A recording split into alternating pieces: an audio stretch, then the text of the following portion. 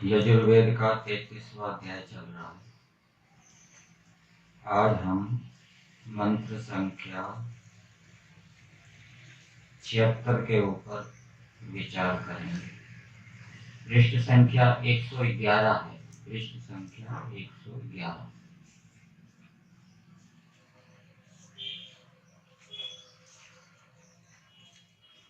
मंत्र संख्या है 76। मंत्र है उक्तेभिर्वृत्रहन्तमा या मंदाना चिदा गिरा आंगुशही आविवासता। इस मंत्र का देवता है इंद्र अग्नि।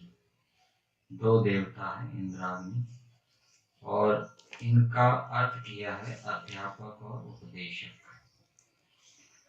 और इस मंत्र की भूमिका में दिया है कैसे मनुष्य सत्कार के योग्य हों। देवता तो अध्यापक और उपदेशक है, और भूमिका में क्या दिया, कैसे मनुष्य सत्कार के योग्य हैं, कैसे मनुष्यों को सत्कार करना चाहिए। तो जो मनुष्य अध्यापक और उपदेशक हैं उनका सत्कार करना चाहिए। सभी मनुष्यों को अध्यापक और उपदेशक बनना चाहिए, ये प्रेरणा दी है। सभी मनुष्य अध्यापक और उपदेशक बने, और दूसरे मनुष्य ऐसे मनुष्यों का सत्कार करें। भावार्थ में दिया है, जो मनुष्य सभा सेनाध्यक्ष के तुल्य विद्या आदि कार्यों के साधक,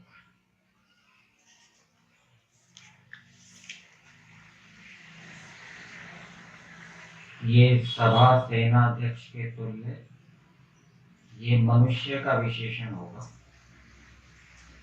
विद्या आदि कार्यों के साधक इसका विशेषण नहीं बनेगा। जब हम पदार्थ को देखेंगे तो जो मनुष्य सभा और सेनाध्यक्ष के तुल्य हैं, अर्थात जैसे सभा सेनाध्यक्ष पापियों को मारते हैं, दंडित करते हैं, वैसे ही जो मनुष्य पापों का हनन करने वाले हैं, अर्थात धार्मिक हैं,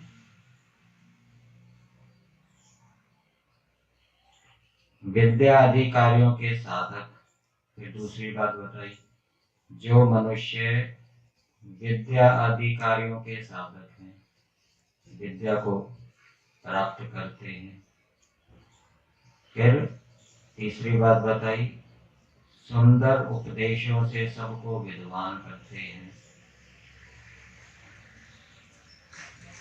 जो मनुष्य विद्या को प्राप्त करके फिर सुंदर उपदेशों से सबको विद्वान करते हुए प्रवृत्त हों, वे ही सबको सत्कार करने योग्य है। उनका सत्कार सबको करना चाहिए। ब्राह्मण है वो भी विद्या से युक्त होता है और पढ़ाता भी है।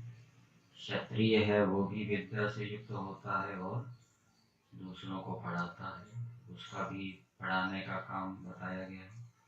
वैश्य है वो भी विद्या से युक्त होता है और वो भी दूसरे वैश्यों को पढ़ाता है, और उपदेश भी दें यथाशक्ति। तो ऐसे मनुष्य सबको सत्कार करने योग्य है। शूद्र के विषय में ऐसी बात नहीं आई है, क्योंकि शूद्र के पास विद्या होती नहीं है, विद्या प्राप्त करने का सामर्थ्य होता नहीं है, और वो उपदेश भी नहीं कर सकता। इसलिए वो तो केवल सेवा का कार्य करेगा। बाकी जो वैश्य क्षत्रिय ब्राह्मण हैं, ब्रह्मचारी हैं, जो विद्या प्राप्त कर रहे हैं, उनके लिए भी उपदेश का विधान है सत्यार प्रकाश के तीसरे समूलास में। और वानप्रस्थी हैं, वो भी उपदेश करेंगे, सन्यासी वो भी उपदेश करते ही हैं। तो इन सब का सबको सत्कार करना चाहिए। अब पदार्थ को देखते हैं।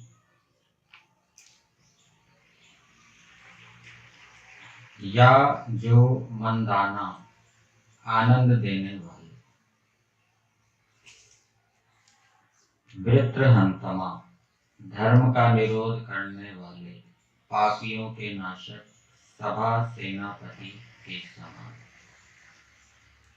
तो ये मनुष्यों को प्रेरणा दी गई है कि सभी मनुष्य दूसरों को आनंद देने वाले हों। यदि वो अच्छे कार्य करेंगे तो वो दूसरों को आनंदित करेंगे, और गलत कार्य करेंगे तो उससे दूसरे आनंदित नहीं होंगे। तो वो आनंद देने वाले हो मनुष्य। वृत्रहंतमा और धर्म का निरोध करने हारे, पापियों का के नाशक, सभा सेनापति के समान। जैसे सभाध्यक्ष सेनापति का अध्यक्ष, सेनापति सभापति सेनापति, जैसे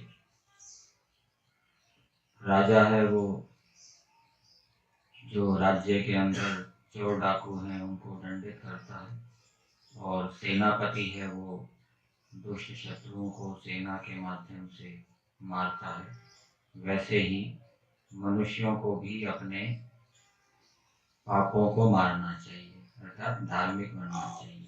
तो ऐसे जो मनुष्य हैं जो अपने अच्छे कार्यों से दूसरों को आनंदित करते हैं और धार्मिक हैं।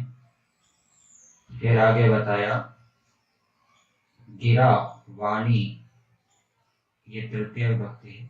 आंगुशही अच्छे घोष और उक्ते भी प्रशंसा योग्य स्तुतियों के साधक, वेद के भाग रूप मंत्रों से शिल्प विज्ञान का अच्छी प्रकार सेवन करते हैं। तो वाणी के माध्यम से जो शिल्प विज्ञान दूसरों को बताते हैं, जिन्होंने उसको प्राप्त किया है उसको, और वेदों के भाग रूप मंत्रों से, वेदों के माध्यम से जिन्होंने शिल्प विज्ञान प्राप्त किया है। वेद के मंत्रों को यहाँ पे उक्त कहा गया है, और वेद के मंत्रों को वेद का विभाग भी कहा गया है। 4 वेद हैं। 4 वेद में अथर्ववेद, यजुर्वेद, ऋग्वेद, सामवेद, ये वेद के विभाग है या नहीं है?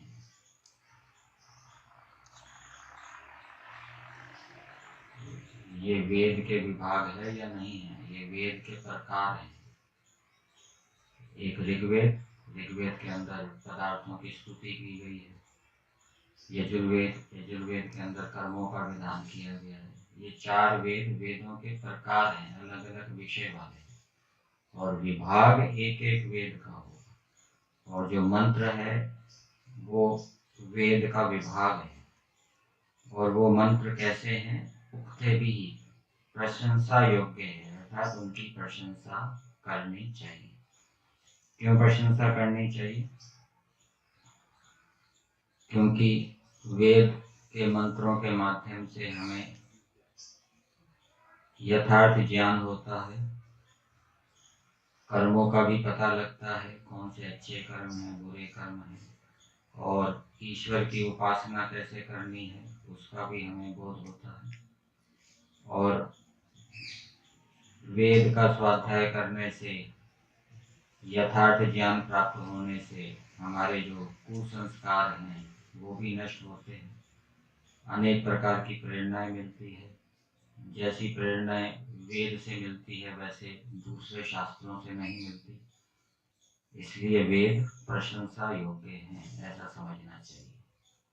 फिर आगे बताया स्तुतियों के साधक, वो स्तुतियों को सिद्ध करने वाले हैं। यहाँ पर वैसे ऋग्वेद के अंदर प्रधानता से स्तुति की जाती है, दूसरे मंत्रों के अंदर भी हमें स्तुति करने वाले मंत्र मिलेंगे। जैसे हम ये यजुर्वेद पढ़ रहे हैं, यजुर्वेद के अंदर भी ये 33वें अध्याय में कुछ मंत्र ऐसे आए जिसमें ईश्वर के विषय बताया गया है, ईश्वर की स्तुति की गई है। और वो ईश्वर की स्तुति किस लिए की गई है कि हम ईश्वर की उपासना करें। तो सभी वेद ईश्वर आदि पदार्थों की स्तुति करते हैं। ऋग्वेद तो प्रधानता से स्तुति करता है और दूसरे जो वेद हैं वो गौण रूप से ईश्वर आदि पदार्थों की स्तुति करते हैं।